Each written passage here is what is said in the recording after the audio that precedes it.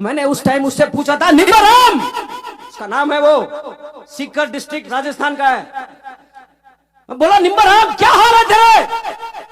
चोट खाने के बाद बिस्तरे पे पड़ा हुआ है जवान, पतला सा आवाज में बोलता है मेरे से कि साहब पेट में थोड़ी सी तकलीफ है। और फिर बाद में बोलता है, साहब मैं तो ठीक हूं, अपने पलटन के बाकी बंदे कैसे हैं?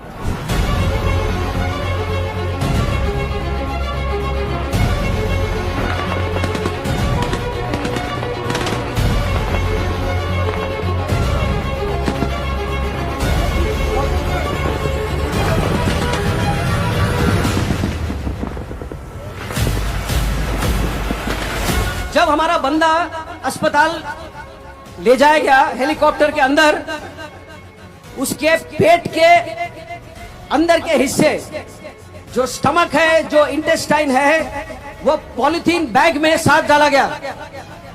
पॉलीथीन बैग में हेलीकॉप्टर के अंदर उसके साथ। तो उसको चोट इस प्रकार से आई, जो नर्स ने मुझे बयान किया था, मैं आपको बताता हूं। ये 2003 की बात है, 16 साल हो गए पूरे, 17 होने को आ रहे।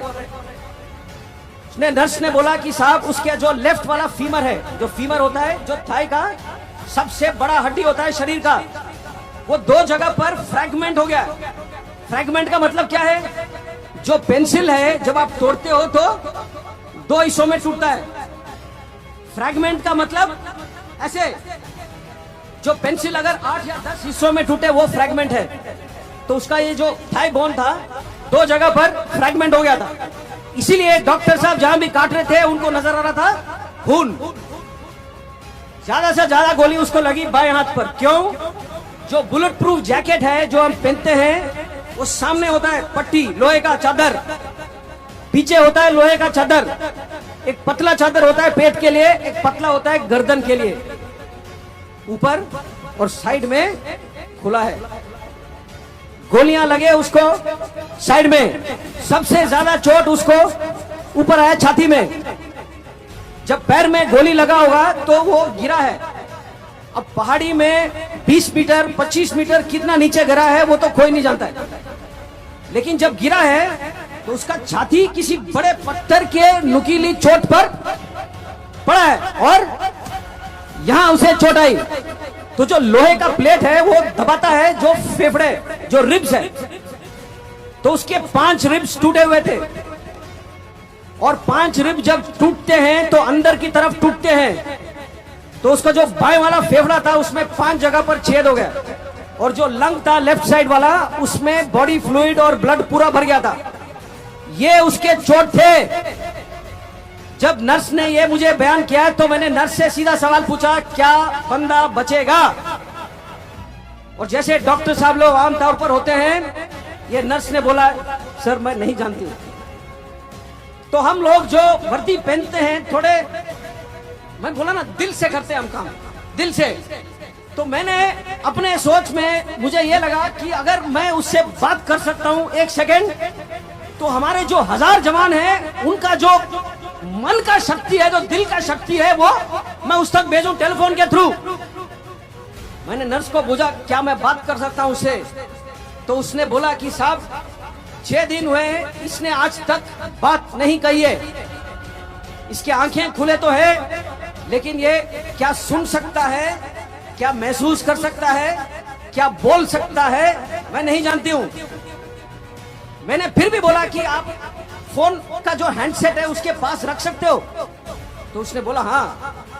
तो उसने फोन उसके हैंडसेट उसके कान के पास रखा।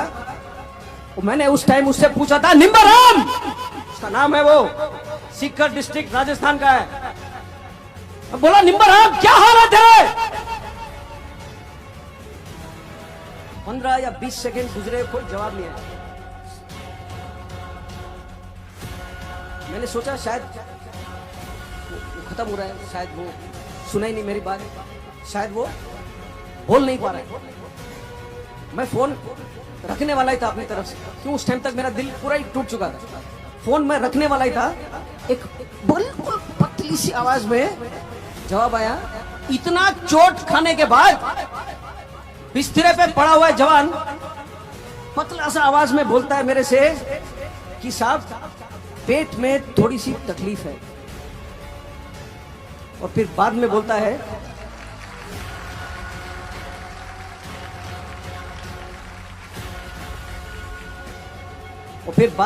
है साहब मैं तो ठीक हूं, अपने पलटन के बाकी बंदे कैसे हैं?